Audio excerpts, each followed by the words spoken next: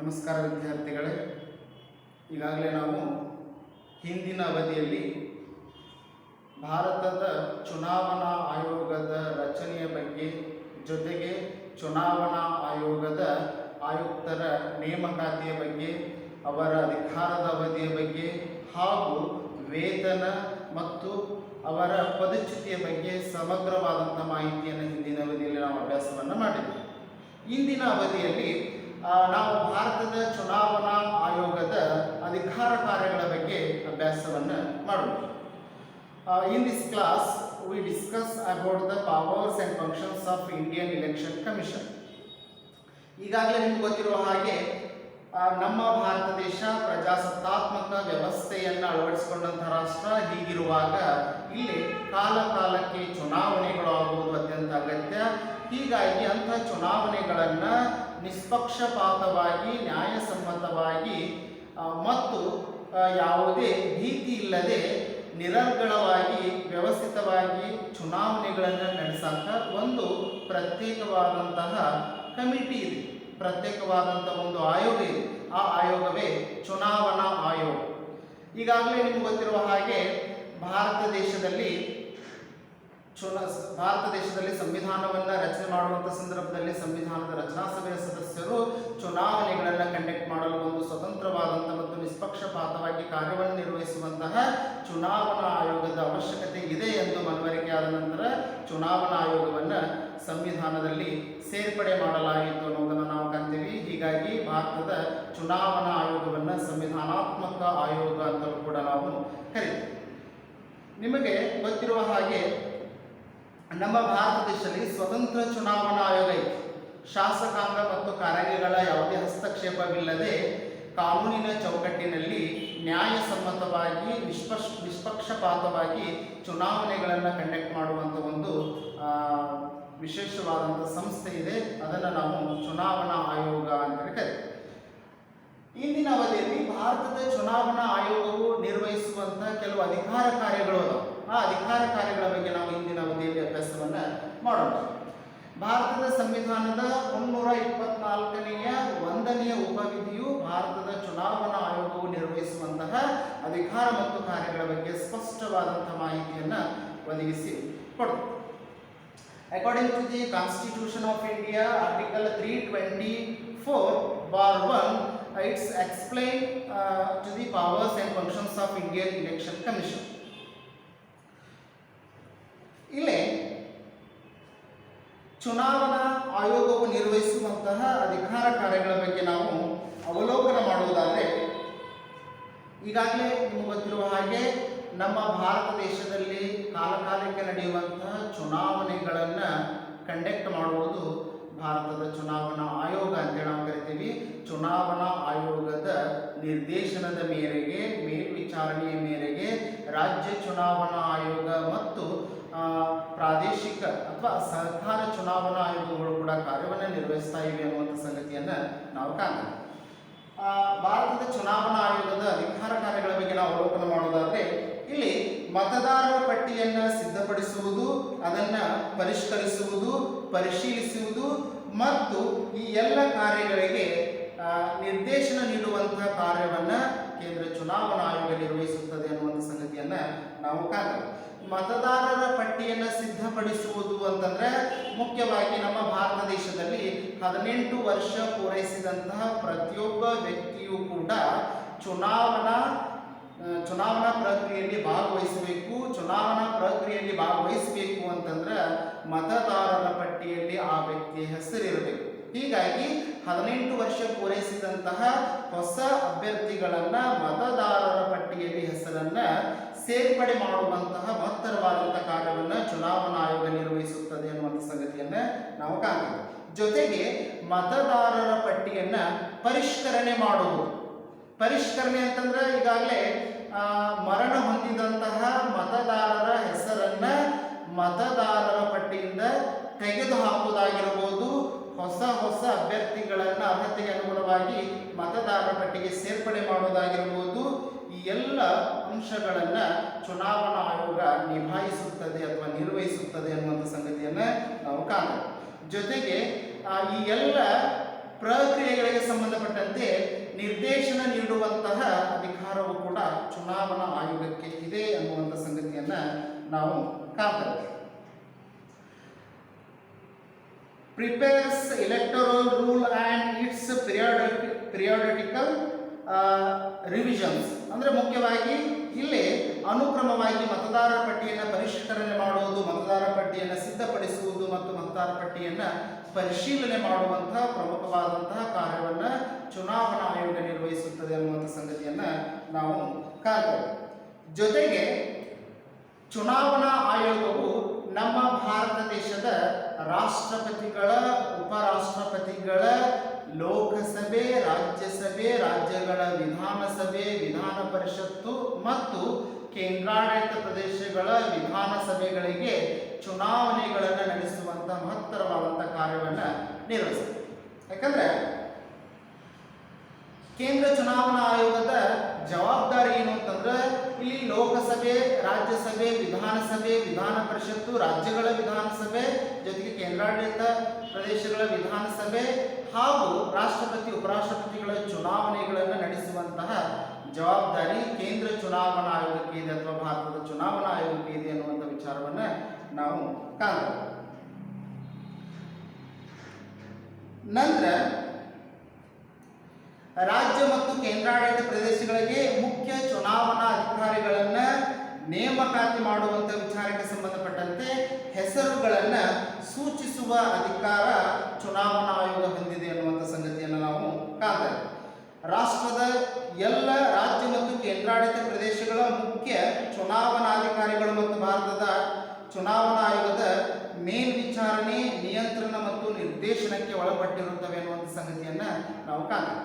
ಅಂದರೆ ಕೇಂದ್ರ ಚುನಾವಣಾ ಆಯೋಗವು ಭಾರತ ದೇಶದಲ್ಲಿರುವಂತಹ ಎಲ್ಲ ರಾಜ್ಯಗಳ ಮತ್ತು ಕೇಂದ್ರಾಡಳಿತ ಪ್ರದೇಶಗಳಲ್ಲಿ ಚುನಾವಣಾ ಅಧಿಕಾರಿಗಳನ್ನು ನೇಮಕ ಮಾಡುವಂತಹ, ಚುನಾವಣಾ ಅಧಿಕಾರಿಗಳಿಗೆ ನಿರ್ದೇಶನ ನೀಡುವಂತಹ ಜವಾಬ್ದಾರಿಯನ್ನು ಚುನಾವಣಾ ಆಯೋಗ ನಿರ್ವಹಿಸುತ್ತದೆ ಅನ್ನುವಂಥ ಸಂಗತಿಯನ್ನು ನಾವು ಕಾಣ್ತೇವೆ. ಯಾಕಂದರೆ ಕೇಂದ್ರ ಸರ್ಕಾರಕ್ಕೆ ರಾಜ್ಯ ಚುನಾವಣಾ ಆಯೋಗದ ಆಯುಕ್ತರನ್ನು ನೇಮಕಾತಿ ಮಾಡಲು ಹೆಸರುಗಳನ್ನು ಸೂಚಿಸುವಂಥ ಅಥವಾ ಶಿಫಾರಸು ಮಾಡುವಂಥ ಕಾರ್ಯವನ್ನು ಚುನಾವಣಾ ಆಯೋಗ ಮಾಡುತ್ತದೆ ಎನ್ನುವಂಥ ಸಂಗತಿಯನ್ನು ನಾವು ಕಾಣ್ತೇವೆ. Holds elections to parliament, state legislature and office of president and vice president. ಇದು ಎಲೆಕ್ಷನ್ ಕಮಿಷನ್ ಆಫ್ ಇಂಡಿಯಾದ ಪ್ರಮುಖವಾದಂತಹ ಕಾರ್ಯ. ನಂತರ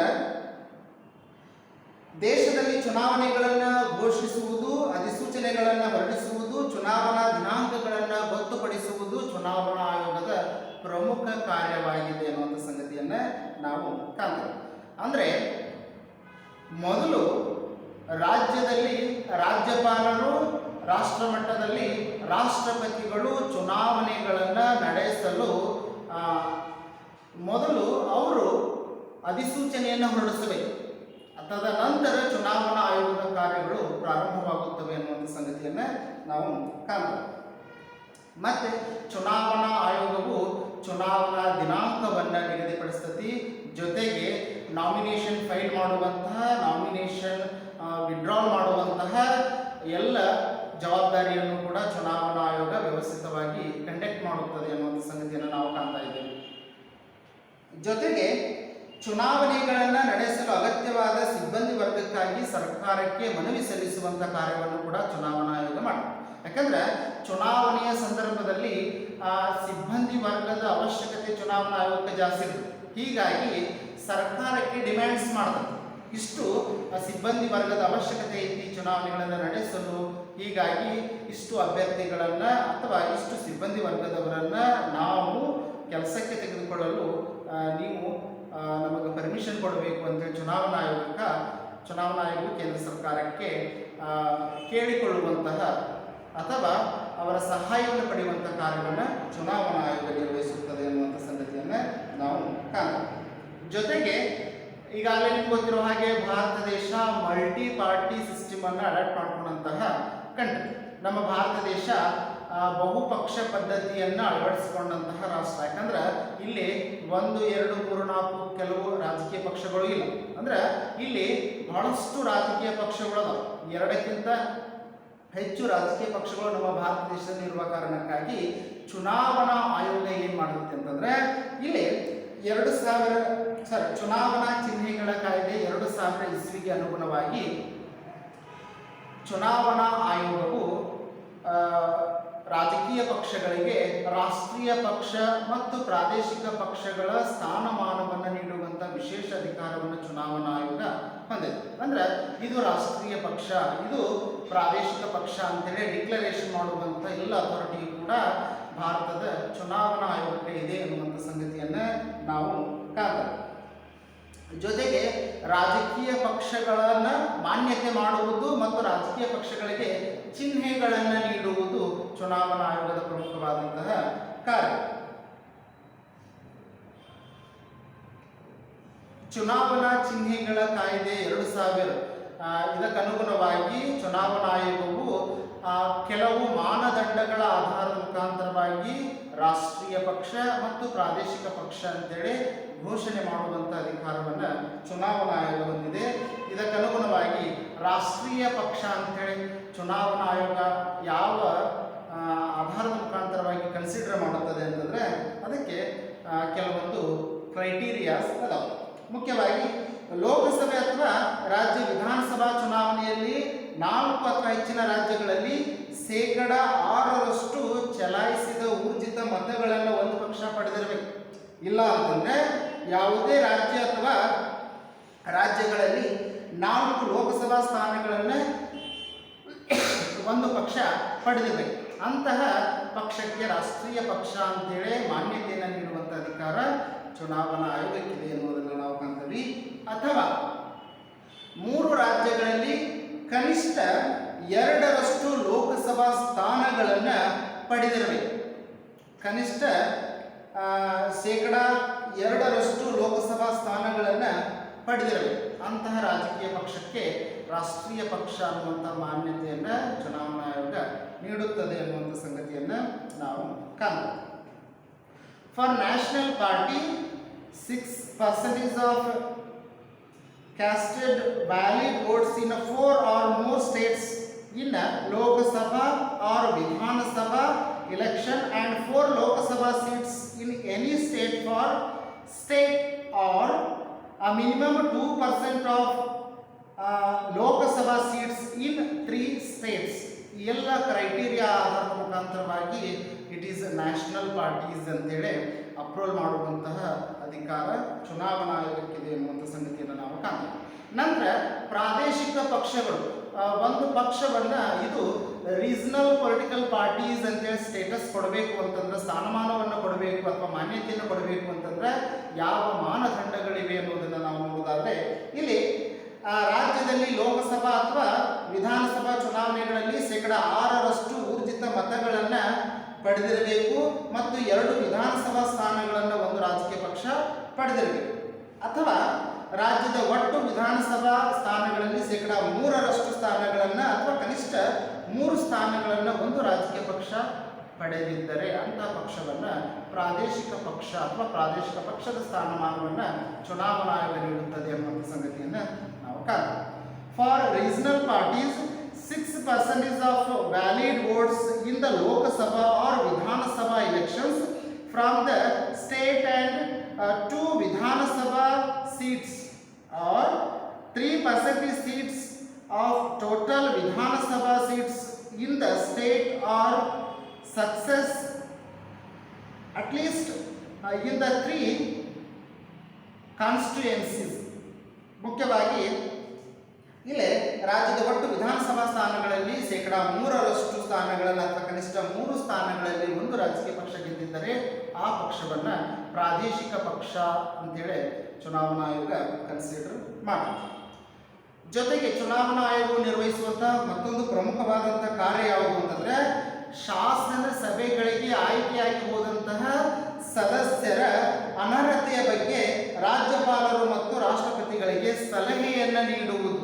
ಅಂದರೆ ಒಬ್ಬ ಚುನಾಯಿತ ಸದಸ್ಯ ಅನೇಕ ಕಾರಣಗಳಿಂದ ತನ್ನ ಸದಸ್ಯತ್ವಕ್ಕೆ ಅಥವಾ ಸದಸ್ಯತ್ವದಲ್ಲಿ ಮುಂದುವರಿಯದೆ ಆ ವ್ಯಕ್ತಿ ಅನರ್ಹನು ಅಂತೇಳಿ ಏನಾದರೂ ಅನಿಸ್ತು ಅಂತಂದರೆ ರಾಜ್ಯದಲ್ಲಿ ರಾಜ್ಯಪಾಲರಿಗೆ ಮತ್ತು ಕೇಂದ್ರ ಮಟ್ಟದಲ್ಲಿ ರಾಷ್ಟ್ರಪತಿಗಳಿಗೆ ಅಡ್ವೈಸ್ ಮಾಡುವಂತಹ ಸಲಹೆಯನ್ನು ನೀಡುವಂತಹ ಅಥಾರಿಟಿ ಎಲೆಕ್ಷನ್ ಕಮಿಷನ್ ಆಫ್ ಇಂಡಿಯಾಗೆ ಇದೆ ಅನ್ನುವಂಥ ಸಂಗತಿಯನ್ನು ನಾವು ಕಾಣ್ತೇವೆ. ಅಂದರೆ ಮುಖ್ಯವಾಗಿ ಲೋಕಸಭೆ ಆಗಿರ್ಬೋದು, ರಾಜ್ಯಸಭೆ ಆಗಿರ್ಬೋದು, ರಾಜ್ಯ ವಿಧಾನಸಭೆ ಆಗಿರ್ಬೋದು, ವಿಧಾನ ಪರಿಷತ್ ಆಗಿರ್ಬೋದು, ಮೊದಲು ಆ ಪ್ರತಿನಿಧಿ ಅನರ್ಹ ವ್ಯಕ್ತಿ ಡಿಸ್ಕ್ವಾಲಿಫೈಡ್ ರೀಪ್ರೆಸೆಂಟ್ ಅಂತೇಳಿ ಏನಾದರೂ ಅನಿಸ್ತು ಅಂತಂದ್ರೆ ಅದನ್ನು ಡಿಕ್ಲರೇಷನ್ ಮಾಡುವವರು ಸ್ಪೀಕರ್. ಹೌದಾ? ಲೋಕಸಭಾ ಸ್ಪೀಕರ್ ಆಗಿರ್ಬೋದು, ರಾಜ್ಯಸಭಾ ಸ್ಪೀಕರ್ ಆಗಿರ್ಬೋದು, ರಾಜ್ಯಗಳ ವಿಧಾನಸಭೆ ಅಥವಾ ವಿಧಾನ ಪರಿಷತ್ತಿನ ಸ್ಪೀಕರ್ಗಳಾಗಿರ್ಬೋದು, ಆ ಸದನದ ಸದಸ್ಯರ ಅನರ್ಹತೆಯ ಬಗ್ಗೆ ಡಿಕ್ಲರೇಷನ್ ಮಾಡುವುದು ಸ್ಪೀಕರ್. ನಂತರ ಇದನ್ನ ಚುನಾವಣಾ ಆಯೋಗಕ್ಕೆ ಕಳಿಸಿದಾಗ ಚುನಾವಣಾ ಆಯೋಗ ಅನರ್ಹತೆ ಬಗ್ಗೆ ರಾಜ್ಯದಲ್ಲಿ ರಾಜ್ಯಪಾಲರೊಂದಿಗೆ ಮತ್ತು ಕೇಂದ್ರದಲ್ಲಿ ರಾಷ್ಟ್ರಪತಿಗಳೊಂದಿಗೆ ಚರ್ಚೆಯನ್ನು ಮಾಡುವಂತಹ ಅಧಿಕಾರ ಚುನಾವಣಾ ಆಯೋಗಕ್ಕಿದೆ ಎನ್ನುವಂಥ ಸಂಗತಿಯನ್ನು ನಾವು ಕಾಣ್ತೇವೆ.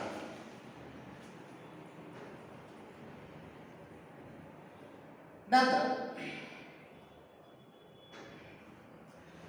ಭಾರತದ ಚುನಾವಣಾ ಆಯೋಗದ ಶಿಫಾರಸ್ಸಿಗೆ ಅನುಗುಣವಾಗಿ ಸಂಸತ್ತಿನ ಚುನಾವಣೆಗಳನ್ನು ನಡೆಸಲು, ರಾಷ್ಟ್ರಪತಿ ಮತ್ತು ರಾಜ್ಯ ಶಾಸಕಾಂಗಗಳ ಚುನಾವಣೆಗಳನ್ನು ನಡೆಸಲು ರಾಜ್ಯಪಾಲರು ಮೊದಲು ಪ್ರಕಟಣೆಗಳನ್ನು ಹೊರಡಿಸ್ತಾರೆ. ಅಂದರೆ ಚುನಾವಣಾ ಆಯೋಗದ ಸಲಹೆ ಸೂಚನೆಗಳಿಗೆ ಅನುಗುಣವಾಗಿ ಸಂಸತ್ತಿನ ಚುನಾವಣೆಗಳನ್ನು ಕಂಡಕ್ಟ್ ಮಾಡಲು ಮತ್ತು ರಾಜ್ಯ ಶಾಸಕಾಂಗದ ಸದನಗಳ ಚುನಾವಣೆಗಳನ್ನು ಕಂಡಕ್ಟ್ ಮಾಡಲು ರಾಜ್ಯಪಾಲರು ಪ್ರಕಟಣೆಯನ್ನು ಹೊರಡಿಸುತ್ತಾರೆ ಎನ್ನುವಂಥ ಸಂಗತಿಯನ್ನು ನಾವು ಕಾಣ್ತೇವೆ. ಅದು ಇಲೆಕ್ಷನ್ ಪ್ರೊಸೀಜರ್ ಏನೈತಿ ಅಂತಂದ್ರೆ, ಮೊದಲು ಸಂಸತ್ತಿನ ಇಲೆಕ್ಷನ್ ಅಥವಾ ಪಾರ್ಲಿಮೆಂಟ್ ಇಲೆಕ್ಷನ್ ನಡಿಬೇಕು ಅಂತಂದ್ರೆ ಇಲ್ಲಿ ಮುಖ್ಯವಾಗಿ ರಾಷ್ಟ್ರಪತಿಗಳು ಅದನ್ನು ಪ್ರಕಟಣೆಯ ಮುಖಾಂತರವಾಗಿ, ನೋಟಿಫಿಕೇಶನ್ ಮುಖಾಂತರವಾಗಿ ಹೊರಡಿಸಬೇಕು. ನಂತರ ಅದಕ್ಕೆ ಅನುಗುಣವಾಗಿ ಚುನಾವಣಾ ಆಯೋಗವು ಚುನಾವಣಾ ದಿನಾಂಕವನ್ನು, ನಾಮಪತ್ರ ಸಲ್ಲಿಸುವ, ನಾಮಪತ್ರವನ್ನು ಹಿಂತೆಗೆದುಕೊಳ್ಳುವ, ನಾಮಪತ್ರವನ್ನು ಪರಿಶೀಲಿಸುವಂತಹ ಮತ್ತು ಮತದಾನದ ದಿನಾಂಕ, ನೀತಿ ಸಂಹಿತೆಯ ಬಗ್ಗೆ, ಪ್ರಚಾರದ ಅವಧಿಯ ಬಗ್ಗೆ, ಪ್ರಚಾರದ ನಿಯಮಗಳ ಬಗ್ಗೆ ನಿರ್ಧಾರ ಮಾಡುವಂಥ ಎಲ್ಲ ಅಧಿಕಾರಗಳು ಕೂಡ ಚುನಾವಣಾ ಆಯೋಗಕ್ಕೆ ಇದೆ. ಚುನಾವಣೆ ಸಂಬಂಧಿಸಿದ ಯಾವುದೇ ರೀತಿಯ ವಿವಾದಗಳನ್ನು ವಿಚಾರಣೆ ನಡೆಸಲು ಅಧಿಕಾರಿಗಳನ್ನು ನೇಮಿಸುವಂಥ ಕಾರ್ಯವನ್ನು ಚುನಾವಣಾ ಆಯೋಗ ಮಾಡ್ತೈತಿ. ಜೊತೆಗೆ ಚುನಾವಣೆ ನಡೆಯುವಂತಹ ಸ್ಥಳಕ್ಕೆ ವೀಕ್ಷಕರನ್ನು ಕಳುಹಿಸುವುದು, ಚುನಾವಣಾ ನೀತಿ ಸಂಹಿತೆಯನ್ನು ಅಂದರೆ ಕೋಡ್ ಆಫ್ ಕಂಡಕ್ಟನ್ನು ಇಂಪ್ಲಿಮೆಂಟೇಷನ್ ಮಾಡುವುದು ಚುನಾವಣಾ ಆಯೋಗದ ಪ್ರಮುಖವಾದ ಕಾರ್ಯವಾಗಿದೆ ಅನ್ನುವಂಥ ಸಂಗತಿಯನ್ನು ನಾವು ಕಾಣ್ತೇವೆ. ಅಂದರೆ ಇಲ್ಲಿ ಇಲೆಕ್ಷನ್ ಬೂತಿಗೆ ಅಬ್ಸರ್ವರನ್ನು ಕಳಿಸುವಂಥ ಎಲ್ಲ ಅಧಿಕಾರಗಳು ಕೂಡ ಚುನಾವಣಾ ಆಯೋಗಕ್ಕೆ ಇದೆ ಅನ್ನುವಂಥ ವಿಚಾರವನ್ನು ನಾವು ಕಾಣ್ತೇವೆ. ಇಷ್ಟೆಲ್ಲ ನಿಯಮಗಳ ಮುಖಾಂತರವಾಗಿ ಚುನಾವಣೆಗಳನ್ನು ಯಾಕೆ ಕಂಡಕ್ಟ್ ಮಾಡ್ತಾರೋ ಅಂತಂದ್ರೆ, ನಿಷ್ಪಕ್ಷಪಾತವಾಗಿ ಮತದಾನ ಆಗಬೇಕು, ತಾರತಮ್ಯವಿಲ್ಲದೆ ಎಲ್ಲ ಅರ್ಹ ಮತದಾರರು ಕೂಡ ಚುನಾವಣಾ ಪ್ರಕ್ರಿಯೆಯಲ್ಲಿ ಭಾಗವಹಿಸಬೇಕು, ಶಾಂತಯುತವಾದಂತಹ ನಿರ್ಭೀತಿಯಿಂದ ಕೂಡಿದಂತಹ ಚುನಾವಣೆಗಳು ನಡಿಬೇಕು ಅನ್ನುವಂಥ ವಿಚಾರದ ಹಿನ್ನೆಲೆಯಲ್ಲಿ ಚುನಾವಣಾ ಆಯೋಗ ಇಷ್ಟೆಲ್ಲ ಕಾರ್ಯವನ್ನು ನಿರ್ವಹಿಸುತ್ತದೆ ಅನ್ನುವಂಥ ಸಂಗತಿಯನ್ನು ನಾವು ಕಾಣ್ತೇವೆ. ಜೊತೆಗೆ ಚುನಾವಣಾ ಆಯೋಗದ ಮತ್ತೊಂದು ಪ್ರಮುಖವಾದಂತಹ ಕಾರ್ಯ ಯಾವುದು ಅಂತಂದ್ರೆ, ಬೈ ಎಲೆಕ್ಷನ್ನ ಕಂಡಕ್ಟ್ ಮಾಡೋದು, ಅಂದರೆ ಉಪಚುನಾವಣೆಯನ್ನು ಕಂಡಕ್ಟ್ ಮಾಡೋದು. ಅಂದ್ರೆ ಶಾಸನ ಸಭೆಯ ಸದಸ್ಯರು ಅನೇಕ ಕಾರಣಗಳಿಂದ ಅಧಿಕಾರದ ಅವಧಿ ಮುಗಿಯೋಕ್ಕಿಂತ ಮುಂಚಿತವಾಗಿ ತಮ್ಮ ಸದಸ್ಯತ್ವವನ್ನು ಕಳ್ಕೊಂಡ್ರು ಅಂತಂದ್ರೆ ತೆರವಾದಂತಹ ಸದಸ್ಯ ಸ್ಥಾನಕ್ಕೆ 6 ತಿಂಗಳೊಳಗಾಗಿ ಉಪಚುನಾವಣೆಯನ್ನು ನಡೆಸುವಂಥ ಅಧಿಕಾರ ಚುನಾವಣಾ ಆಯೋಗಕ್ಕಿದೆ ಎನ್ನುವಂಥ ವಿಚಾರವನ್ನು ನಾವು ಕಾಣ್ತೇವೆ. ನಂತರ ಚುನಾವಣಾ ಅಕ್ರಮಗಳು ನಡೆದಾಗ ಚುನಾವಣೆಗಳನ್ನು ರದ್ದುಗೊಳಿಸುವುದು, ಮರು ಚುನಾವಣೆಗೆ ಆದೇಶವನ್ನು ಹೊರಡಿಸುವುದು, ಯಾವುದೇ ಕಾರಣಕ್ಕಾಗಿ ಚುನಾವಣಾ ಫಲಿತಾಂಶವನ್ನು ತಡೆಹಿಡಿಯುವಂಥ ಕಾರ್ಯವು ಕೂಡ ಚುನಾವಣಾ ಆಯೋಗಕ್ಕೆ ಇದೆ. ಅಂದರೆ ಚುನಾವಣಾ ಆಯೋಗ ಮುಖ್ಯವಾಗಿ ವ್ಯವಸ್ಥಿತವಾಗಿ ಶಾಂತ ರೀತಿಯಿಂದ ಅಹಿಂಸಾತ್ಮಕವಾಗಿ ಚುನಾವಣೆಗಳು ನಡೆದರೆ ಏನು ತೊಂದರೆ ಇಲ್ಲ. ಆದರೆ ಚುನಾವಣೆಗಳು ನಡೆಯುವಂಥ ಸಂದರ್ಭದಲ್ಲಿ ಏನಾದರೂ ಅಕ್ರಮಗಳು ನಡೆದಾಗ, ಅವ್ಯವಹಾರಗಳು ನಡೆದಾಗ, ದಬ್ಬಾಳಿಕೆಯ ಪ್ರಕ್ರಿಯೆಗಳಲ್ಲಿ ನಡೆದಾಗ ಆ ಸಂದರ್ಭದಲ್ಲಿ ಆ ಚುನಾವಣೆಯನ್ನು ರದ್ದುಗೊಳಿಸುವಂತಹ ಎಲ್ಲ ಅಧಿಕಾರವು ಕೂಡ ಚುನಾವಣಾ ಆಯೋಗಕ್ಕೆ ಇದೆ. ಜೊತೆಗೆ ರದ್ದುಗೊಳಿಸಿ ಅದನ್ನು ಮರು ಚುನಾವಣೆ ಎಲೆಕ್ಷನ್ ಮಾಡುವಂತಹ ಅಧಿಕಾರವು ಕೂಡ ಚುನಾವಣಾ ಆಯೋಗಕ್ಕೆ ಇದೆ. ಜೊತೆಗೆ ಏನಾದರೂ ಕಾರಣಗಳು ಇದ್ದಾಗ, ಸಕಾರಣಗಳು ಇದ್ದಾಗ ಫಲಿತಾಂಶವನ್ನ ತಡೆ ಹಿಡಿಯುವಂತ ಅಧಿಕಾರವು ಕೂಡ ಚುನಾವಣಾ ಆಯೋಗಕ್ಕೆ ಇದೆ. ಯಾಕಂದ್ರೆ ಅಲ್ಲಿ ಏನಾದರೂ ಅಕ್ರಮಗಳು, ಅವ್ಯವಹಾರಗಳು ನಡೆದಂಥ ಸಂದರ್ಭದಲ್ಲಿ ಆ ಕ್ಷೇತ್ರದ ಮತ ಎಣಿಕೆಯನ್ನ ಸ್ಥಗಿತಗೊಳಿಸುವಂತ ಅಥವಾ ಫಲಿತಾಂಶವನ್ನ ತಡೆ ಹಿಡಿಯುವಂತ ಎಲ್ಲ ಅಧಿಕಾರವು ಕೂಡ ಚುನಾವಣಾ ಆಯೋಗಕ್ಕೆ ಇದೆ ಅನ್ನುವಂಥ ಸಂಗತಿಯನ್ನ ನಾವು ಕಾಣ್ತೇವೆ. It can withhold the election result on valid grounds. ಯಾವುದಾದ್ರೂ ಕ್ಷೇತ್ರದಲ್ಲಿ ಫಲಿತಾಂಶವನ್ನು ತಡೆ ಹಿಡಿಬೇಕು ಅನಿಸ್ತಂತಂದ್ರೆ ಸಕಾರಣವನ್ನು ಹೇಳಿ ಆ ಕ್ಷೇತ್ರದ ಫಲಿತಾಂಶವನ್ನು ತಡೆ ಹಿಡಿಯುವಂತಹ ಅಧಿಕಾರ ಚುನಾವಣಾ ಆಯೋಗಕ್ಕೆ ಇದೆ ಎನ್ನುವಂಥ ಸಂಗತಿಯನ್ನು ನಾವು ಕಾಣ್ತೇವೆ. ನಂತರ ಚುನಾವಣೆಯ ಸಂದರ್ಭದಲ್ಲಿ ಸಮಯವನ್ನು ಅಂದರೆ ಪ್ರಚಾರದ ಸಮಯವನ್ನು ನಿಗದಿಪಡಿಸುವುದು. ಹೌದಾ? ಪ್ರಚಾರ ಮಾಡಬೇಕು ಅಂತಂದ್ರೆ ಚುನಾವಣಾ ಆಯೋಗ ಅದರದೇ ಆದಂಥ ಕೆಲವು ನಿಯಮಗಳನ್ನು ಹಾಕಿದೆ. ಆ ನಿಯಮಗಳ ಚೌಕಟ್ಟಿನಲ್ಲಿಯೇ ರಾಜಕೀಯ ಪಕ್ಷಗಳ ಅಭ್ಯರ್ಥಿಗಳು ಚುನಾವಣಾ ಪ್ರಚಾರವನ್ನು ಮಾಡತಕ್ಕದ್ದು. ನಂತರ ಚುನಾವಣಾ ಪ್ರಚಾರ ಮಾಡುವಂಥ ಸಂದರ್ಭದಲ್ಲಿ ವೈಯಕ್ತಿಕ ಟೀಕೆಯನ್ನ ಮಾಡಿಕೊಳ್ಳುವುದು ಅಂತೇಳಿ ಐತಿ. ಪೂಜಾ ಸ್ಥಳಗಳನ್ನು ಬಳಕೆ ಮಾಡಿಕೊಡುವುದು ಅಂತೇಳಿ ಐತಿ. ಜೊತೆಗೆ ಯಾವುದೇ ಅಭ್ಯರ್ಥಿಗೆ ಬೆದರಿಕೆಯನ್ನು ಒಡ್ಡುವ ಅಥವಾ ಗುಂಡಾಗಿರಿ ವರ್ತನೆಯನ್ನು ತೋರಿಸುವಂಥ ವ್ಯವಸ್ಥೆ ಇರೋದಿಲ್ಲ. ಈ ಎಲ್ಲ ಪ್ರಕ್ರಿಯೆಗಳಿಗೆ ಅನುಮತಿ ಇರೋದು. ಜೊತೆಗೆ ಯಾವುದೇ ಮನೆಯ ಗೋಡೆಯ ಮೇಲೆ ಅನುಮತಿ ಇಲ್ಲದೆ ಭಿತ್ತಿ ಚಿತ್ರಗಳನ್ನು ಅಥವಾ ಗೋಡೆ ಬರಹಗಳನ್ನು ಅಥವಾ ಬ್ಯಾನರ್ಗಳನ್ನು ಕಟ್ಟುವ ಹಾಗಿಲ್ಲ ಅನ್ನೋದನ್ನು ನಾವು ಕಾಣ್ತೀವಿ. ಜೊತೆಗೆ ಮತದಾರರ ಮತವನ್ನು ಸೆಳೆಯಲು ಆಶೆ ಆಮಿಷಗಳನ್ನು ಒಡ್ಡುವಂತಿಲ್ಲ ಅನ್ನುವಂಥ ವಿಚಾರವನ್ನು ನಾವು ಕಾಣ್ತೀವಿ. ಆಕರ್ಷಕ ವಸ್ತುಗಳನ್ನು ಮತದಾರರಿಗೆ ಸರಬರಾಜು ಮಾಡಿ ಮತಗಳನ್ನು ಸೆಳೆಯುವಂಥ ಪ್ರಕ್ರಿಯೆ ಇರುವುದಿಲ್ಲ. ಈ ಎಲ್ಲವೂ ಕೂಡ ನಿಷೇಧ ಮಾಡಲಾಗಿದೆ ಚುನಾವಣಾ ಆಯೋಗ ಅನ್ನುವಂಥ ವಿಚಾರವನ್ನು ನಾವು ಕಾಣ್ತೀವಿ. ಅಂದರೆ ಯಾವುದೇ ರೀತಿಯ ಆಸೆಯ ಆಮಿಷಗಳಿಗೆ ಬಲಿಯಾಗದೆ ಮತ್ತು ಹೆಚ್ಚು ದುಂದು ವೆಚ್ಚವನ್ನು ಮಾಡದೆ ಸಹಜವಾಗಿ ಪ್ರಚಾರವನ್ನು ಮಾಡಿ ಚುನಾವಣೆಗಳಲ್ಲಿ ಗೆದ್ದು ಬರಬೇಕು ಪ್ರತಿನಿಧಿಗಳು ಅನ್ನುವಂಥ ಮುಖ್ಯ ಉದ್ದೇಶದಿಂದ ಚುನಾವಣಾ ಆಯೋಗ ಚುನಾವಣಾ ಪ್ರಚಾರದ ನಿಯಮಾವಳಿಗಳನ್ನು ರೂಪಿಸಿದೆ ಅನ್ನುವಂಥ ಸಂಗತಿಯನ್ನು ನಾವು ಕಾಣ್ತೇವೆ. ನಂತರ ಚುನಾವಣೆಗಳ ನಂತರ ಮತ ಎಣಿಕೆ ಕಾರ್ಯವನ್ನು ಕೈಗೊಳ್ಳುವುದು. ಇಲೆಕ್ಷನ್ ನಡೆಸುವುದಷ್ಟೇ ಅಲ್ಲ, ನಂತರ ಇಲೆಕ್ಷನ್ ರಿಸಲ್ಟ್ ಅನ್ನು ಅಥವಾ ಕೌಂಟಿಂಗ್ ಅನ್ನು ಮಾಡುವುದು ಕೂಡ ಇಲೆಕ್ಷನ್ ಕಮಿಷನ್ನ ಪ್ರಮುಖವಾದಂಥ ಜವಾಬ್ದಾರಿಯಾಗಿದೆ. ಹೌದಾ? ಹೀಗಾಗಿ ಮತ ಎಣಿಕೆಯ ಕಾರ್ಯವನ್ನು ನಿರ್ವಹಿಸುವುದು, ಫಲಿತಾಂಶವನ್ನು ಪ್ರಕಟಿಸುವುದು, ಅಂತಿಮವಾಗಿ ವಿಜೇತರ ಪಟ್ಟಿಯನ್ನು ರಾಷ್ಟ್ರಪತಿಗಳಿಗೆ ಸಲ್ಲಿಸುವುದು, ನಂತರ ರಾಷ್ಟ್ರಪತಿಗೆ ಸಲ್ಲಿಸಿ ಸದನದ ರಚನೆಗೆ ಅಧಿಸೂಚನೆಯನ್ನು ಹೊರಡಿಸುವುದು. ಅಂದರೆ ಒಂದು ಚುನಾವಣಾ ಫಲಿತಾಂಶ ಹೊರಬಂದ ಸಂದರ್ಭದಲ್ಲಿ ಚುನಾವಣಾ ಫಲಿತಾಂಶದಲ್ಲಿ ಯಾವ ಪಕ್ಷಕ್ಕೆ ಅಥವಾ ಯಾವ ಮೈತ್ರಿಕೂಟಕ್ಕೆ ಸ್ಪಷ್ಟ ಬಹುಮತ ಬಂದಿದೆ ಅನ್ನುವಂಥ ವಿಚಾರದ ವರದಿಯನ್ನು ರಾಷ್ಟ್ರಪತಿಗಳಿಗೆ ಸಲ್ಲಿಸಿದರು. ರಾಷ್ಟ್ರಪತಿಗಳು ಆ ಎಲ್ಲ ವರದಿಯನ್ನು ಕೂಲಂಕುಷವಾಗಿ ಅವಲೋಕನ ಮಾಡಿ ಸರ್ಕಾರ ರಚನೆ ಮಾಡಲು ಬಹುಮತ ಪಡೆದಂಥ ರಾಜಕೀಯ ಪಕ್ಷದ ಪ್ರತಿನಿಧಿಗಳಿಗೆ ಆಹ್ವಾನವನ್ನು ನೀಡುವುದು ಚುನಾವಣಾ ಆಯೋಗದ ಪ್ರಮುಖವಾದ ಕಾರ್ಯ ಅನ್ನುವುದನ್ನು ನಾವು ಕಾಣ್ತೀವಿ. ನಂತರ ಕೇಂದ್ರ ಸರ್ಕಾರವು 1950 ಮತ್ತು 51 ಪ್ರಜಾಪ್ರತಿನಿಧಿ ಕಾಯ್ದೆಗೆ ಸಂಬಂಧಿಸಿದ ನಿಯಮಗಳನ್ನು ರಚಿಸುವಾಗ ಭಾರತದ ಚುನಾವಣಾ ಆಯೋಗದ ಸಲಹೆಯನ್ನು ಕಂಪಲ್ಸರಿಯಾಗಿ ಪಡಿಬೇಕು ಅನ್ನುವಂಥ ನಿಯಮ ಐತಿ.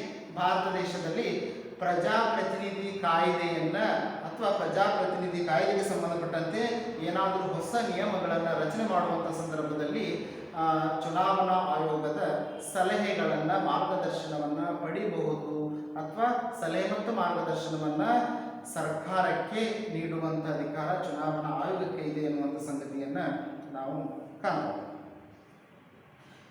ಇಷ್ಟು ಭಾರತದ ಚುನಾವಣಾ ಆಯೋಗದ ಪ್ರಮುಖ ಅಧಿಕಾರ ಕಾರ್ಯಗಳು. ಇದು ಜನರಲ್ ಟಾಪಿಕ್. ಈಗಾಗಲೇ ನಿಮ್ಗೆ ಗೊತ್ತಿರುವ ಹಾಗೆ ನಮ್ಮ ಭಾರತ ದೇಶದಲ್ಲಿ ಕಾಲಕಾಲಕ್ಕೆ ಚುನಾವಣೆಗಳು ನಡೀಬೇಕು ಅಂತಂದ್ರೆ ಚುನಾವಣಾ ಆಯೋಗದ ಪಾತ್ರ ಬಹುಮುಖ್ಯವಾಗಿದೆ ಅನ್ನುವಂಥ ಸಂಗತಿಯನ್ನು ನಾವು ಕಾಣ್ತಾ ಇದ್ದೀವಿ. ಭಾರತ ದೇಶದಲ್ಲಿ ನ್ಯಾಯಸಮ್ಮತವಾದಂಥ, ಸ್ವತಂತ್ರವಾದಂಥ, ನಿಷ್ಪಕ್ಷಪಾತವಾದಂಥ ಚುನಾವಣೆಗಳನ್ನು ನಡೆಸುವಂಥ ಮಹತ್ತರವಾದಂತಹ ಸವಾಲು ಚುನಾವಣಾ ಆಯೋಗಕ್ಕೆ ಎನ್ನುವಂಥ ಸಂಗತಿಯನ್ನು ನಾವು ಕಾಣ್ತಾ ಇದ್ದೀವಿ. ಹೀಗಾಗಿ ವ್ಯವಸ್ಥಿತವಾಗಿ ಚುನಾವಣಾ ಆಯೋಗ ಎಲ್ಲ ಸಕಲ ಸಿದ್ಧತೆಗಳನ್ನು ಮಾಡಿಕೊಂಡು ಚುನಾವಣೆಗಳನ್ನು ನಡೆಸಲು ಮುಂದಾಗುತ್ತದೆ. ಇನ್ನು ಕೆಲವೊಂದು ಸಂದರ್ಭದಲ್ಲಿ ಹಂತ ಹಂತಗಳಲ್ಲಿ ಚುನಾವಣೆಗಳನ್ನು ನಡೆಸುವಂಥ ಒಂದು ವ್ಯವಸ್ಥೆಯನ್ನು ನಾವು ಕಾಣ್ತಾ ಇದ್ದೀವಿ. ಯಾಕಂದ್ರೆ ಒಂದೇ ದಿನ ಎಲ್ಲ ಕ್ಷೇತ್ರದ ಚುನಾವಣೆಗಳನ್ನು ಕೂಡ ನಡೆಸೋದಿಲ್ಲ, ಹಂತ ಹಂತವಾಗಿ ಚುನಾವಣೆಗಳನ್ನು ನಡೆಸುವ ವ್ಯವಸ್ಥೆಯನ್ನು ನಾವು ಕಾಣ್ತಾ ಇದ್ದೀವಿ. ಜೊತೆಗೆ ಚುನಾವಣೆಗಳಿಗೆ ಸಂಬಂಧಪಟ್ಟಂತೆ ಚುನಾವಣಾ ಅಧಿಕಾರಿಗಳಿಗೆ ಉತ್ತಮವಾದಂತಹ ಟ್ರೈನಿಂಗ್ ಕೊಡುವಂತಹ, ತರಬೇತಿಯನ್ನು ನೀಡುವಂತಹ ಕಾರ್ಯವನ್ನು ಚುನಾವಣಾ ಆಯೋಗ ಮಾಡ್ತೈತಿ. ಜೊತೆಗೆ ಅತ್ಯಾಧುನಿಕವಾಗಿ ನಾವು ಇಲೆಕ್ಟ್ರಾನಿಕ್ ವೋಟಿಂಗ್ ಮಷಿನ್ಗಳನ್ನು ಯೂಸ್ ಮಾಡ್ತಾ ಇದ್ದೀವಿ. ಆ ಎಲೆಕ್ಟ್ರಾನಿಕ್ ವೋಟಿಂಗ್ ಮಷಿನ್ಗಳ ಉಪಯೋಗವನ್ನು ನಾವು ಚುನಾವಣಾ ಅಧಿಕಾರಿಗಳಿಗೆ ತಿಳಿಸುವಂಥ ಕಾರ್ಯವನ್ನು ಚುನಾವಣಾ ಆಯೋಗ ಮಾಡುತ್ತದೆ ಎನ್ನುವಂಥ ಸಂಗತಿಯನ್ನು ನಾವು ಕಾಣ್ತೇವೆ. ಭಾರತ ದೇಶದಲ್ಲಿ ವ್ಯವಸ್ಥಿತವಾಗಿ ನ್ಯಾಯಸಮ್ಮತವಾಗಿ ಚುನಾವಣಾ ಆಯೋಗವು ಚುನಾವಣೆಗಳನ್ನು ನಡೆಸುವ ಕಾರಣಕ್ಕಾಗಿ ಅಧಿಕಾರಗಳು ಶಾಂತಿಯುತವಾಗಿ ಹಸ್ತಾಂತರವಾಗುವ ವ್ಯವಸ್ಥೆಯನ್ನು ನಾವು ಕಾಣ್ತೇವೆ. ಇಷ್ಟು ಭಾರತದ ಚುನಾವಣಾ ಆಯೋಗದ ಅಧಿಕಾರ ಕಾರ್ಯಗಳ ಬಗ್ಗೆ ನೋಡಿದ್ವಿ. ಇನ್ನು ಮುಂದಿನ ಅವಧಿಯಲ್ಲಿ ಇಲೆಕ್ಷನ್ ರಿಫಾರ್ಮ್ಸ್ ಬಗ್ಗೆ, ಅಂದರೆ ಚುನಾವಣಾ ಸುಧಾರಣೆಗಳ ಬಗ್ಗೆ ಮುಂದಿನ ಅವಧಿಯಲ್ಲಿ ವಿಚಾರಗಳನ್ನು ನೋಡೋಣ. ನಮಸ್ಕಾರ.